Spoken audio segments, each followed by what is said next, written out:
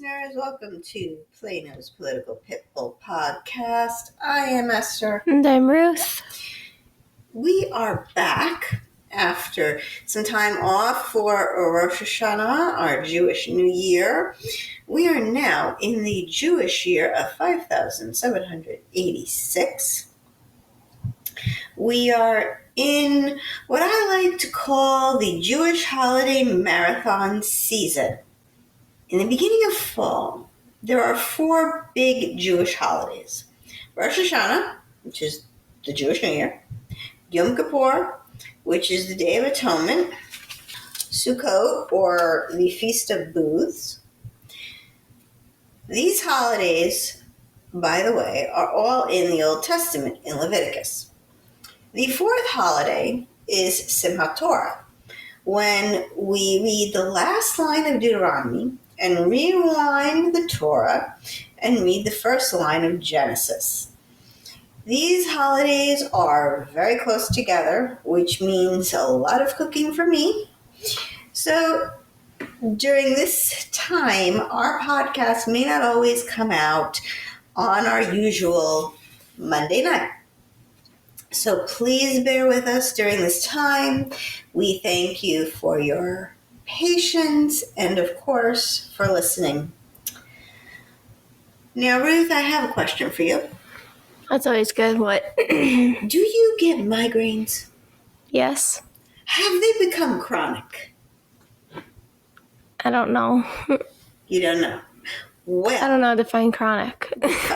happening on a regular basis. Possibly. Well, our sponsor, Southwest Pain Management, treats chronic migraines. Southwest Pain Management takes care of most chronic pain without pain pills. Their goal is to get you back to doing the things you love. They are also the world's leading long COVID experts. Dr. Groisman sees people from all over the world to treat their long COVID. Southwest Pain Management is in Plano. Please go to their website, reliefbeginshere.com. reliefbeginshere.com to see all that they do. That was good.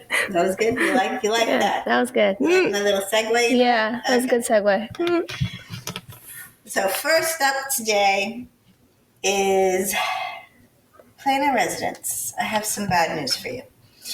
You are getting an 18.5% increase per month on your natural gas heating bills.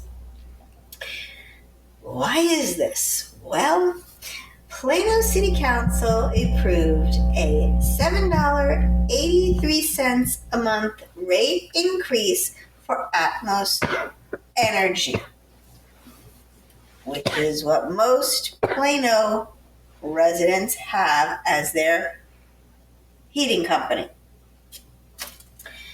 And that increase goes into effect October 1st. Now, other rates that passed the City Council at the September 16th City Council meeting and also go into effect on October 1st are an increase on water, sewer, and trash rates totaling $15 a month. So the city increased your property taxes, they've increased your heating bill, your water, your sewer, and your trash bill, which means the average homeowner will have to come up with an additional $521.96 a year. Now, for some people, $521.96 is not a lot of money. But for others, it is a lot, and those folks are going to have to figure out how to come up with that money, especially seniors who are on fixed incomes. Because while President Trump has said there will be no tax on Social Security, it doesn't start immediately. and your base is not going to go up. The principal amount is not going to go up. Of course, what you actually get will. So I don't know if that's going to amount to over $500 for the year, but I guess the Plano City Council didn't care. Got nothing to say on this? It's not all that surprising. Not all that surprising. I'm not surprised at much anymore. Mm-hmm.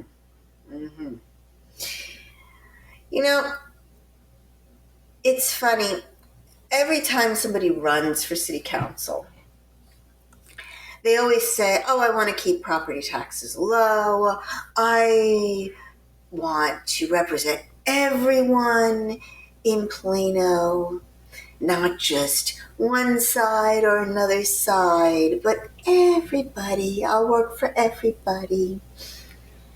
Nobody ever says, I want to keep your cost of living down. Nobody ever says, I'm not going to raise your water, your sewer fee. I want to keep those low. Did you ever notice that? Nobody ever says that. They want to bleed us dry. I'm telling you, just bleed us dry. And if somebody wants to run on keeping those things low, please do. But here's what I thought you were going to say when you did that whole lead up of like, they say we're going to keep your property taxes low and all the political speech. Mm-hmm. Well, do they even keep those promises? Because they're politicians and most of the time they don't. In my opinion, no. They didn't go around. So then would they, if they said all that stuff that you want them to say, would they even keep keep their word? My bet is no. Mm-hmm. So would it even matter? Mm-hmm. Maybe not. Of course, maybe what is low, I have noticed, has become relative. Low is basically we're lower than anybody else in Collin County. We have the lowest tax rate in Collin County. Well, actually, we don't anymore. Allen now gets the award for that. That's it. Well, we are the lowest in Texas. So maybe you have to preface, what do you mean by low? Because if low is just who's around you, that's not really low to me. What's low? Low means to me, if you say you're going to keep your property taxes low, to me that means it's lower. To me that means that my rate, my bill, not the rate, but the bill is not going to go up a lot or even a little. It'll go up a little bit, like $1. Like $1 a year. But you're still lower than the other people around you, so they kept it low. Well, right? Not anymore. Now Allen gets to be the lowest. You're ruining I'm ruining your setup. I'm sorry. You're ruining my joke. Okay. I'm sorry. It's okay. So, yes, Plano is on its way to being basically for the rich. Which is, I wonder if that's what they want. Because that is a very good segue to my next topic.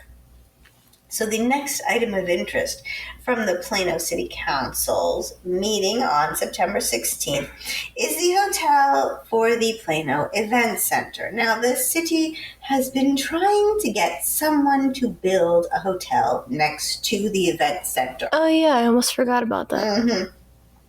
Now, yes, as Ruth has indicated, Plano's political pitbull had an article on our website about a deal that was made with Radisson to lease the land to Radisson for $1.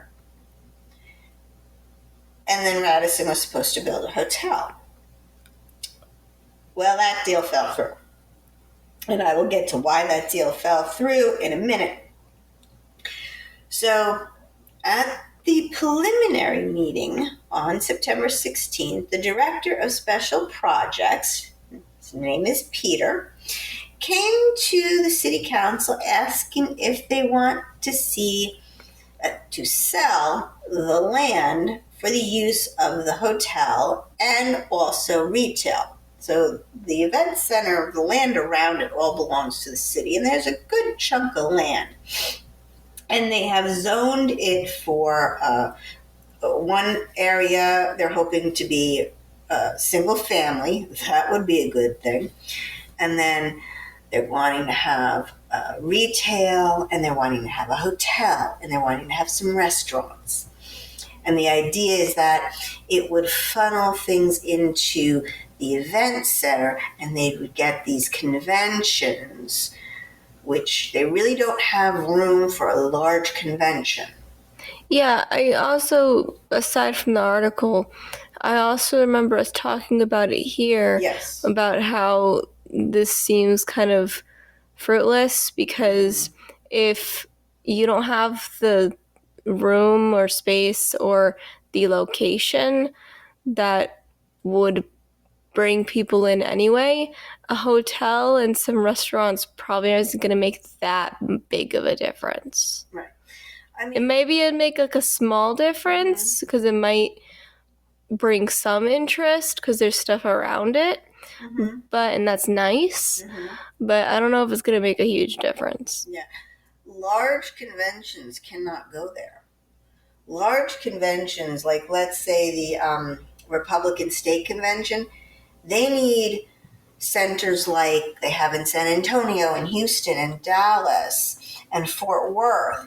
You're talking huge, mega convention centers that take up football field sizes. The Plano Event Center, the largest ballroom they have, can seat 1,000 people max where you have the round tables of 10. So that's the max. I don't know what it could seat in an auditorium type setting, but you got to figure it's going to be about the same, probably more. That's not going to be for large conventions. Also, these large conventions, they also a lot of times will need separate, smaller meeting rooms when they break out into like workshops and stuff. So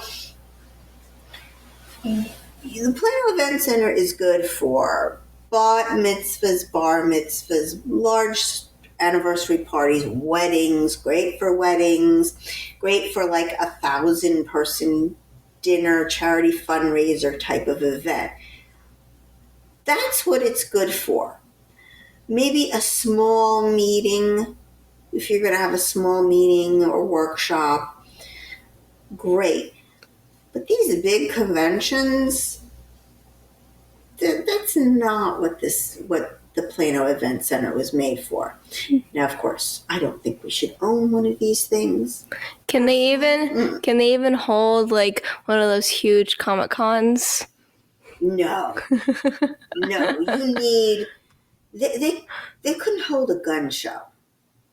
Oh gosh, that's small. What about like, I remember a few years ago I went to a record show. Yeah. I don't think the room was that big. Maybe they could hold one of those. Yes. They hold a quilting craft type fair thing. That's great. But a kind of large convention where you have people there for like days at a time, no. So Peter, he's the director of special projects. He wants to know two things. One, can they sell the land to be used for hotel and retail and restaurant? He also wants to know how large the council wants the hotel to be.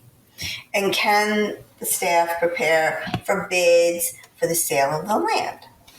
So the mayor, he asked, would it be more marketable to sell the land or lease it for the hotel?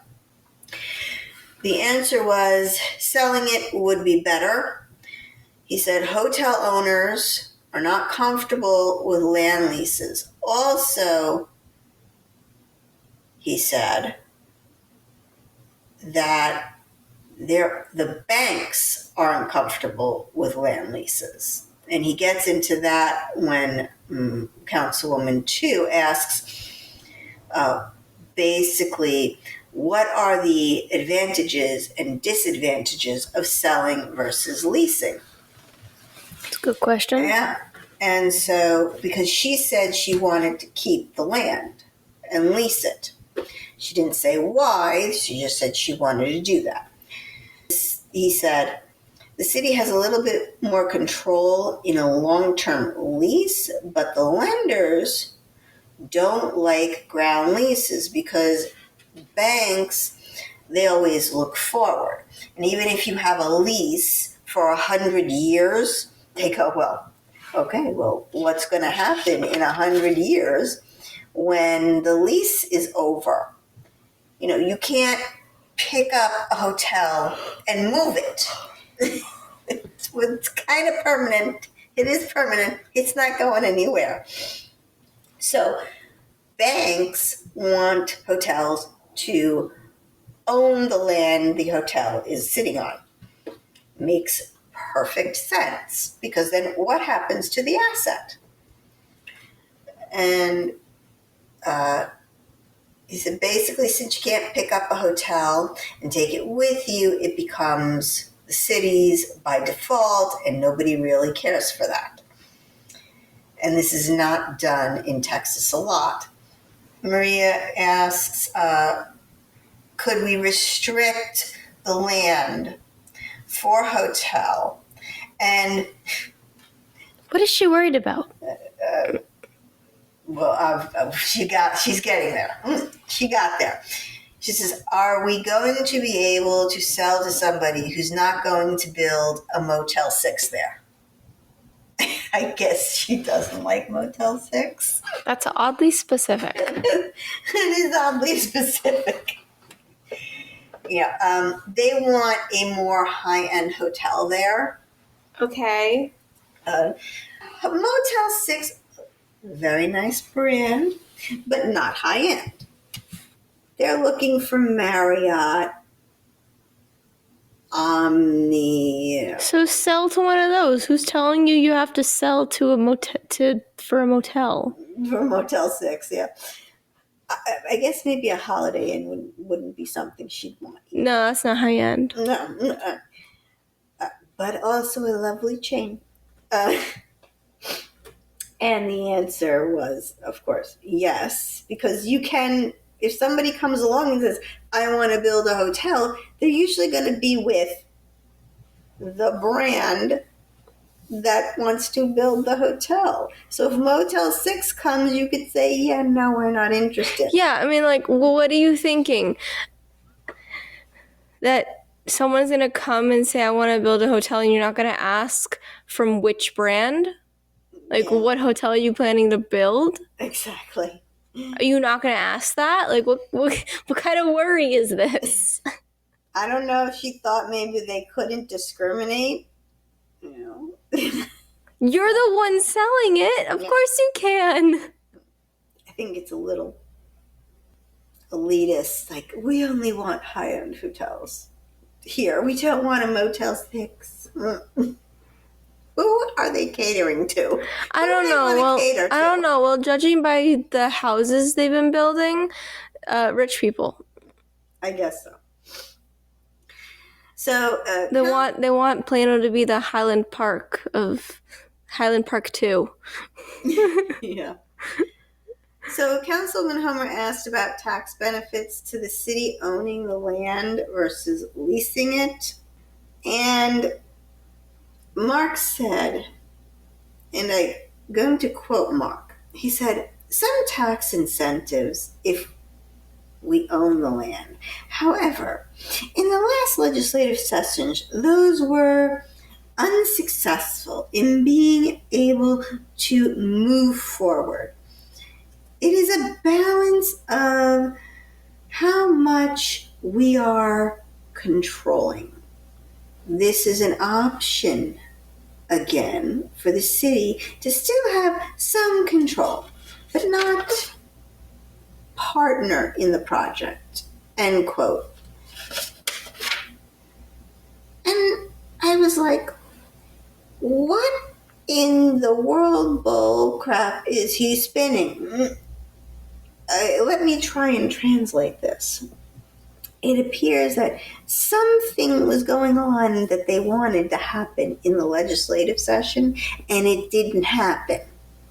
So I have a feeling that that is why they are wanting to sell this land, because something the city wanted something to happen in the legislature this last session, and it didn't happen.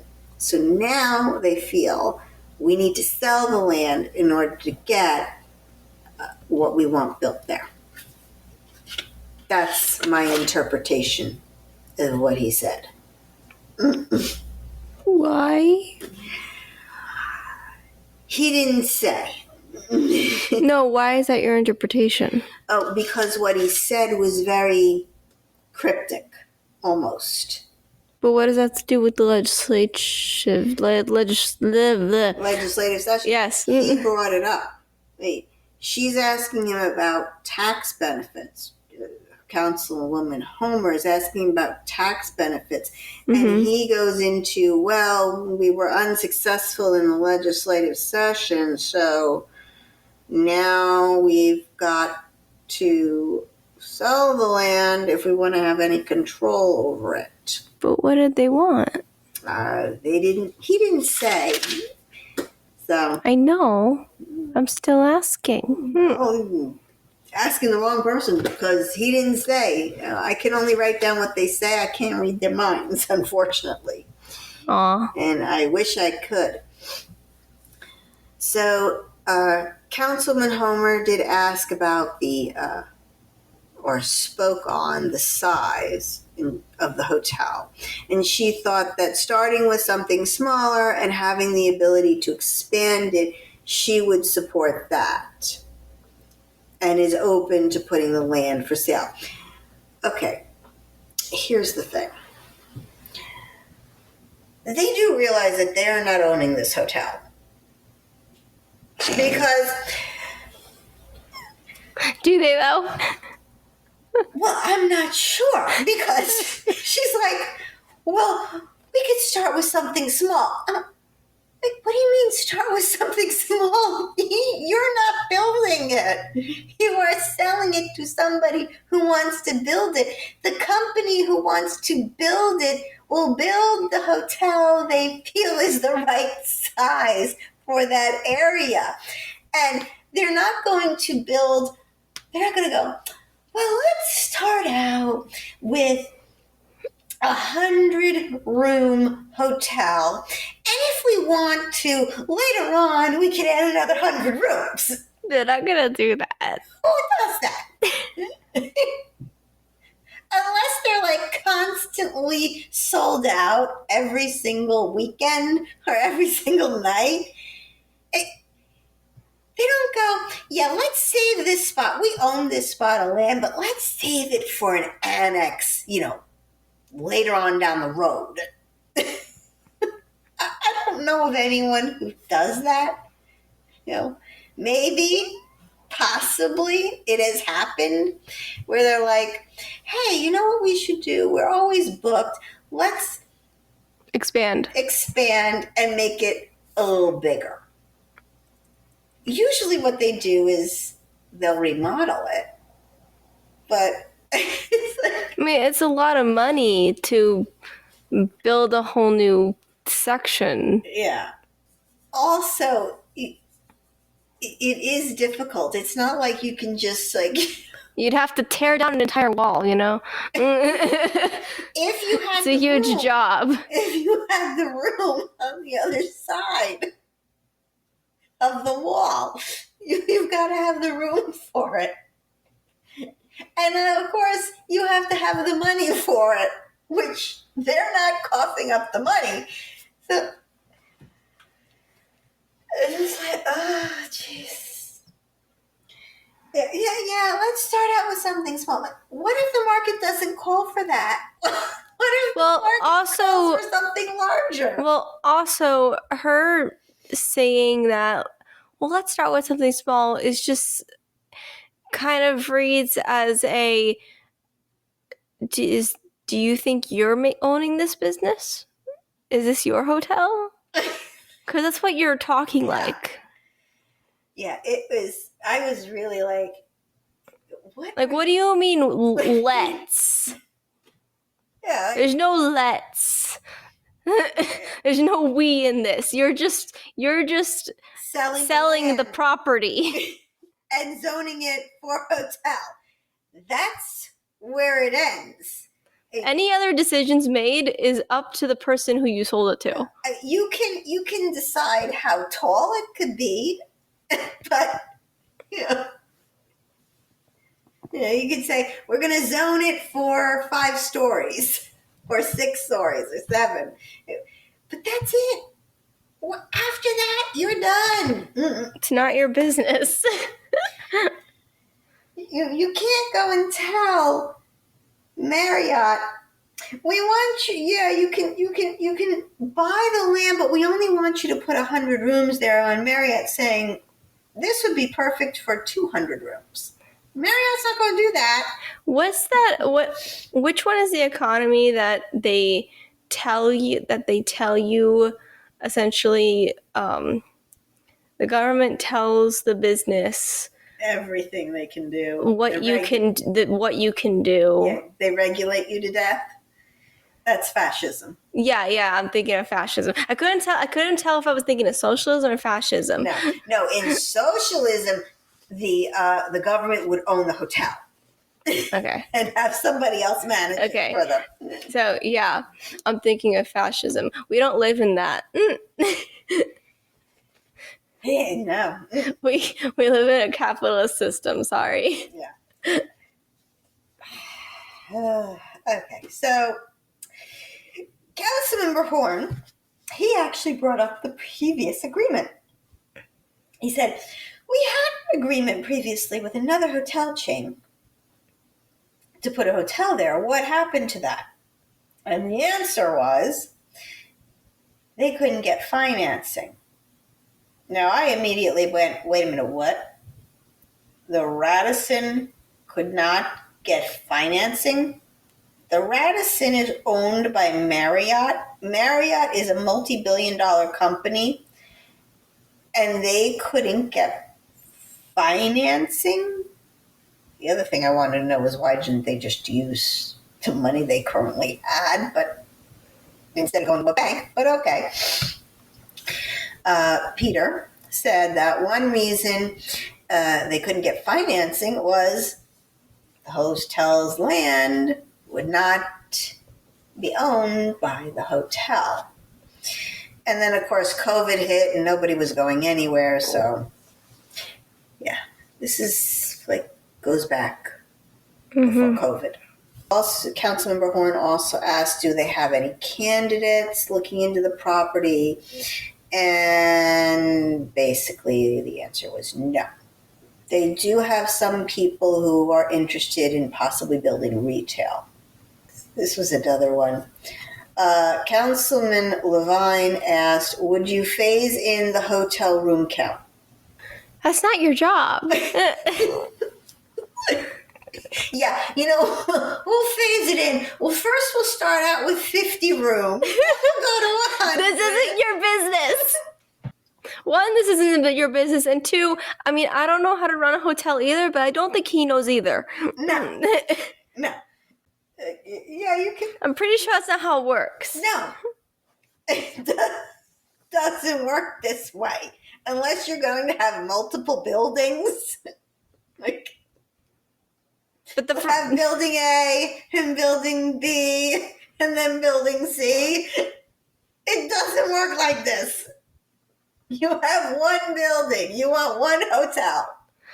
First you gotta see if you're even gonna make money in that location before you start building another spot in that area. Sometimes they are funny over there. They don't know what they're doing. Again, I don't know much about hotels. I don't know how it works, but I don't think that's it. I don't think that's how it works. It doesn't make sense. But regardless, it's not their call. No, it's not. Whether or not that's how it works or not, it's not their call. So Peter says that in Peter's mind, they would start out with the main hotel and add rooms in either another tower or next to somehow attached to it. So apparently Peter thinks that, they'll build like the main hotel and then they can add another tower to it of rooms. Are they discussing conditions for the sale? Pretty much, yeah. But if... They're like, okay, we're going to sell this property to you, but this is what we want. Yes. This is that exactly. Yeah. Okay. We want you to have this many rooms, and maybe in the future we want you to build another tower next to it with additional rooms. It seems like Who's going to do this? It's kind of ridiculous because, first off, who's going to buy into that? Who's going to buy what they're selling with all of the conditions that they want? And two, it doesn't seem like already that they have many candidates, if any. So why are they already writing a list of conditions? The more conditions they put on the hotel owners, the harder it is for the hotel owner to build it and get financing.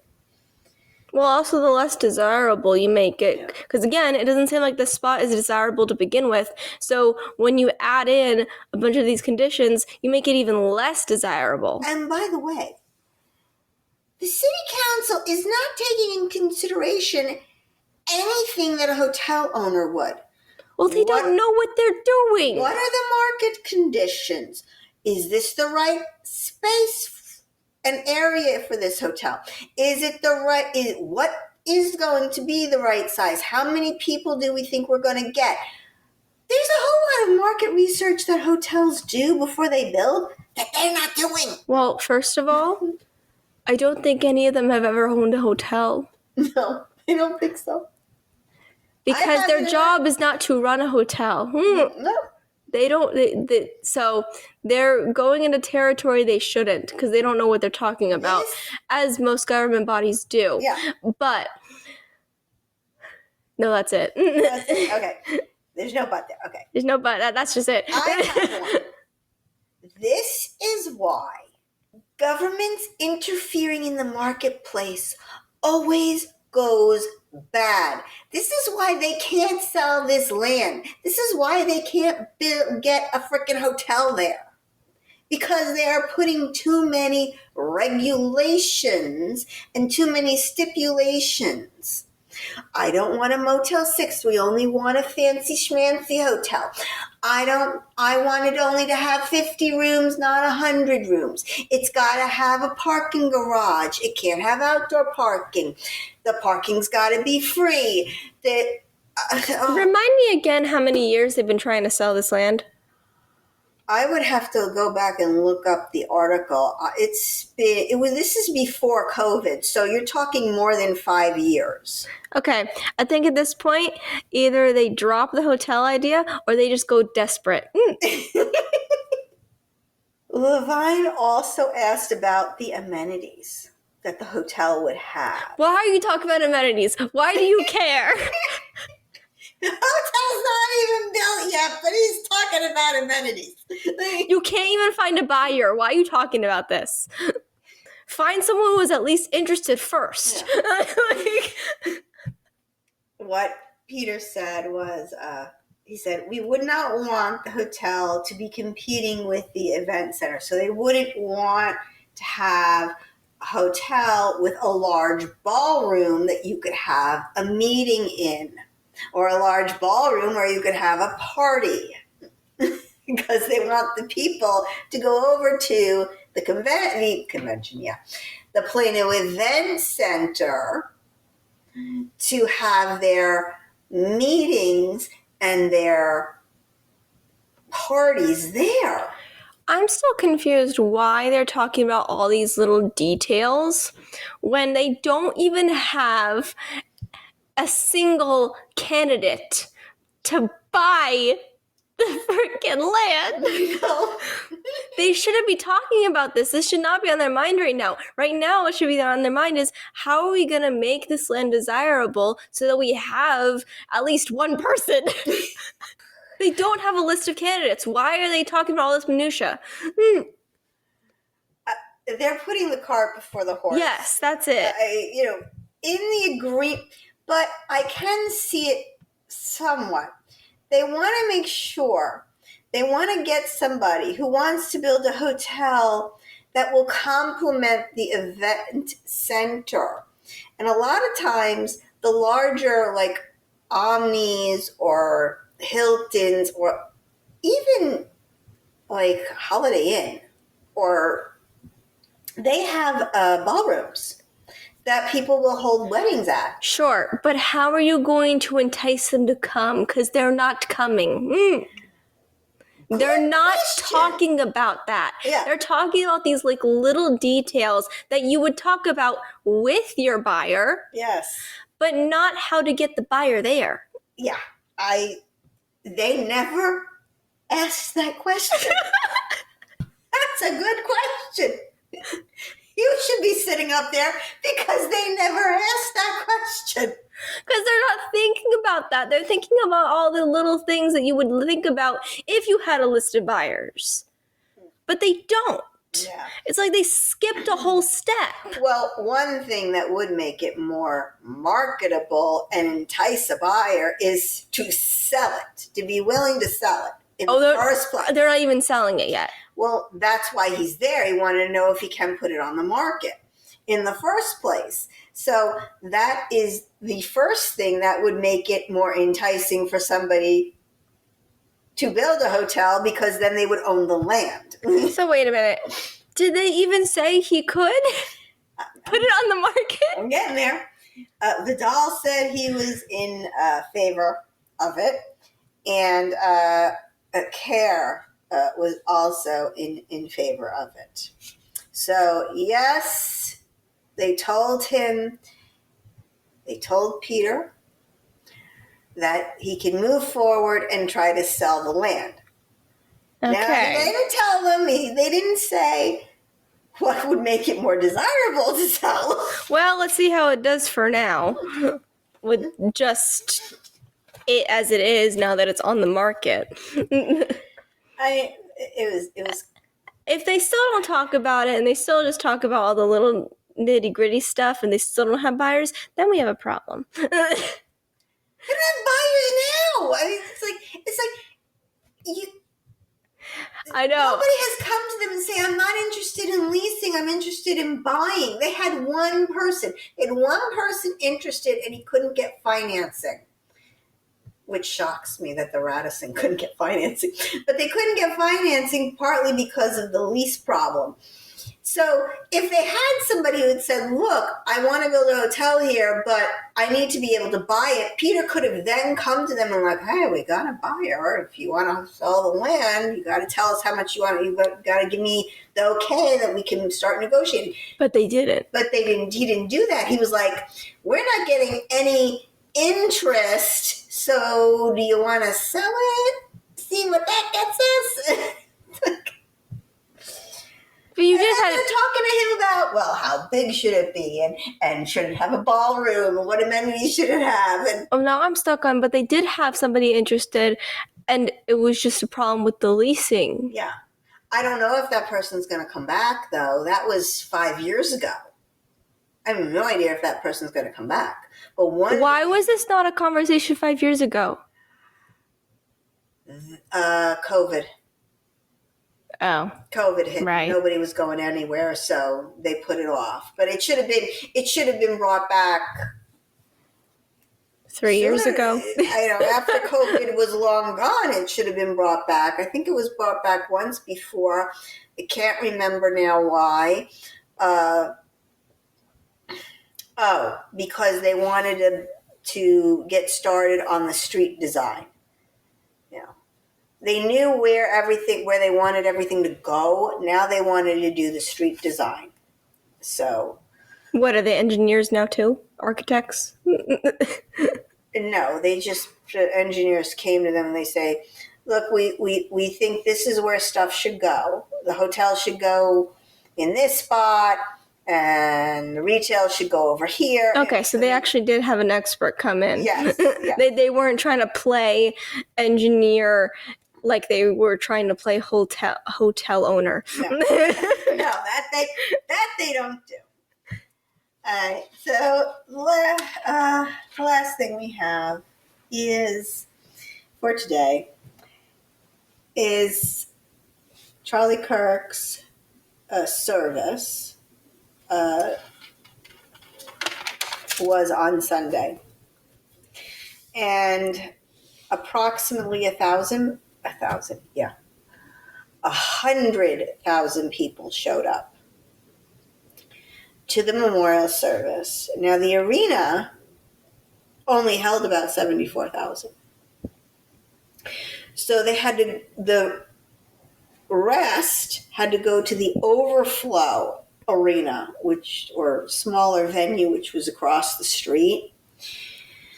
And then, according to Turning Point USA, Charlie's company, about 100 million people watched it, streamed it, and then watched it on television, and the numbers are just mind-boggling. It was then it was also televised on the news. Yeah. It was the largest memorial service for a non-head of state or elected official in history in America. I have never seen anything like this in my life. They were saying on the news that the last time we saw anything close to this was when Martin Luther King died. But they held that in his church, and obviously there was not room for it's not going to hold that many people. But the fact that it was broadcast or streamed all over the world, it's massive. It was full of faith and peace and love and even hope. I was cooking for Rosh Hashanah, and so I watched the whole thing while I was cooking. And she watched the whole thing. Yeah, it was 4 hours long, and it was a lot of Jesus in it. But it was very, very, very touching and very moving and very beautiful. They had the president speak, Secretary of State Marco Rubio. They all knew Charlie. It was quite amazing. The people this 31-year-old knew. Marco Rubio said that when he first met Charlie, he was first year as a senator, and somebody had introduced Charlie to him, and Charlie said, I want to go to college campuses and talk about how terrible Marxism is and what a great country America is. And Marco said, he was like, really? You want to go to college campuses and do this? Why don't you try someplace easier like communist Cuba? So there was moments of funny moments like that. The other thing that has happened after Charlie's death is people are turning to faith more. The weekend after Charlie died, the pews in houses of worship were filled. People said when he got shot, they were praying for him and they hadn't prayed in years. They opened Bibles. They bought Bibles. They went back to church, or they went to their, house of worship. Well, see, what happens when such a large figure dies, or like any figure that was in the public eye, is that their message only grows stronger after their death, especially after one as horrific as an assassination. Right. Like, I'll start small scale. Think of artists. When they're alive, they are poor. Nobody likes their work. It's highly criticized. They're the bottom of the barrel. Right. But after their death, all the famous artists we think of today, like Da Vinci or Picasso, or Millions. they only became popular and their work only became beloved after they died. After they were no longer around. Yep. Same is true for people who speak. The message only grows louder after they're dead. And in the digital age, that voice is never going to go away because his videos and his recordings are out there to be seen until the internet dies, which will never happen. Or another medium is invented, which but I don't know what still that would it would. But still, it would just transfer over. Yeah, like how television is just transferred over to internet streaming. Right. So all you've done. This is why assassinations are stupid, because you hated him so much, but all you did was make a martyr and make his message louder. Yeah, and make his supporters larger. Yeah, and he started out talking about America and communism and socialism sucks, and I think that was one of his things. Socialism sucks, prove me wrong, I think, or something to that effect. And when he first started out, but then he later on started talking more about his faith, and he would always say to people, Jesus Christ is my Savior, and he saved me, he could save you too, or something to that effect. Well, also, I'm paraphrasing, obviously. It wasn't done. His supporters only also grow larger because people who never really watched him before. Suddenly he's in the news and they're like, oh, who's this Charlie Kirk guy? I've never really heard of him before. And then they start watching his videos. Yeah, that has happened. And then maybe they start agreeing with them. Yeah, exactly. So all you've done is the exact opposite of what you wanted. Mm-hmm. So you didn't even accomplish what you wanted to accomplish. You're dumb. Yep. And all you've done is create heartache. Yeah. For the people who were close to that person. Yeah. So it's just bad all around, no matter what side you're on. Watching that, my mother, she said, the left must be really mad seeing how many people are in that stadium or arena just mourning this man. It was something I'd never seen before. But the good news is that faith has been on the rise among young people for a little bit now. Yeah. And now this has continued. I haven't seen it personally, but yeah. This has continued the trend. And actually, specifically, Catholicism is on the rise too, which is one of the three oldest of the religions and of the Catholic. It is the oldest of the Christian sect. Can observant Judaism be on the rise? Because I'm struggling out here. I think amongst Jews, I think it was a joke. It was a joke. Okay. I think no. So I think it could be, yes. In my opinion, I will say that this, I think, is a wonderful thing. People need something bigger than themselves to believe in. You know, it's good for our health and our souls that we believe in a higher power. Whatever the specific religion is, doesn't really matter.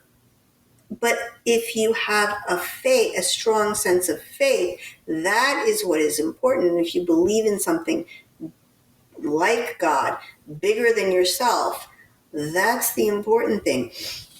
And in Eastern cultures, they believe that a person needs faith to be healthy. They have a theory that a person is like a three-legged stool. And if one of those legs break, the stool falls over. All right? So one of those legs is faith. The other legs is your physical health and your body. And the other is your mind or your mental health.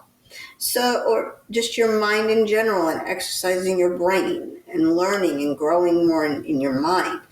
So you need these three things: the body, the mind, and the soul.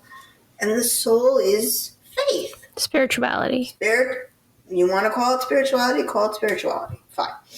Well, because faith can manifest in different ways. Yes. You know, in the end, it's about the spirit, about a spirituality, about a higher being, whatever that is. Yes, and believing and practicing, showing that higher being. Whether it's in Judaism, we pray, we go to synagogue, we have our certain holidays. In Catholicism, same thing. They have their Shabbat. You know, Charlie, his latest book, which is due to come out in December, is about the Sabbath. He took a Sabbath day like us Jews did. His wife said that he would turn off his phone, put it in a drawer, and for the whole day, for 24 hours, full 24 hours, he did not touch his phone. He was present with her and his children, and they went to church. And I think if more people did that, we'd all be a bit healthier. They say like unplug for a day. Yes, it is. It's healthy. It is so important to rest. Now, you don't have to be like the Jews and pre-rip your toilet paper. Okay, that's like extreme. Because you don't. That's the ultra-Orthodox do that. Because they don't want to change anything on the Sabbath. I don't even think all ultra-Orthodox do that. I think that was just him. No, that's a ultra-Orthodox. They do that. I've heard of that. Surely not all. I don't know. I'm not in everybody's house. I have heard that is a thing. I know. I don't want to think that all ultra-Orthodox do that, because it's a little extreme to you're not allowed to rip toilet paper. You're not really changing the toilet paper. I mean, according to what I learned, you're allowed to cut an apple.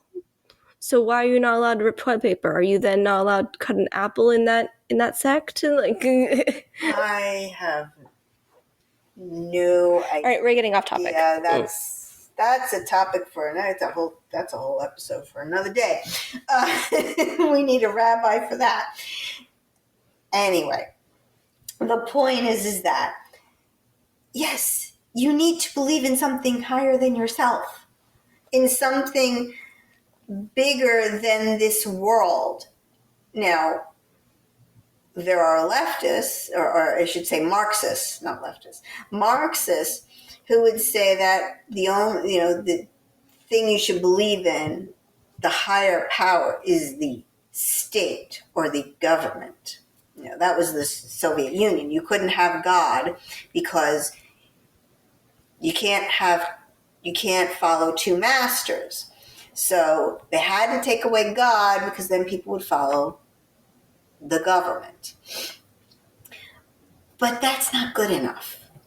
That's not higher enough. Like even astrology is a type of faith, like in belief in the stars, But we need rituals too. Rituals are important. They ground us in our faith. And are there any rituals with astrology people? I don't know. No idea. The point is that people need these things. They need these things to be healthy individuals and grounded individuals. The other thing that really amazed me on Sunday watching this was when Charlie's wife Erica forgave her husband's killer. Now, we have forgiveness in Judaism. I mean, Yom Kippur is coming up, the Day of Atonement. Right. You're supposed to forgive. It's very timely. It is. You're supposed to forgive everyone who has hurt you. You are supposed to go to anyone that you have hurt and ask for forgiveness. See, we have forgiveness. I don't know if I could forgive that. I don't know if I could do that. So soon, too. Yeah. She's a stronger person than us. I think she's a stronger person than many people. Most people. I don't know many people who could do that. But we here love to see good coming out of a tragedy and hope that more good grows and continues to grow. Speaking of good, we have a good boy to talk about. Mr. Zeusy. Again? Poor Zeus.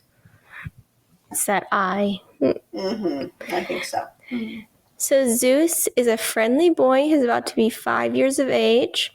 He's a smart dog who will make a great companion for you. He's playful, but was never claimed by his owner. One of his eyes, and we mentioned that before, has a genetic defect. Maybe that's contributing to this delay of not getting adopted, which is not fair. Because it doesn't slow him down. It doesn't affect him. He's active and sweet, and he really, really wants a new home. He's so affectionate and just a love bug, so please find him a home. And if you would like to find out more about Zeus, you can go to our website, www.planospoliticalpitbull.com, and click on the link Pit Bulls for Adoption. That is a wrap for us today. If you have enjoyed this episode, please remember to like, share, and subscribe. We wish everyone a Shana Tova, a good and sweet new year. We gratefully appreciate you, our listeners, for listening and supporting us. This is Esther. This is Ruth. For Plano's Political Pitbull, signing off.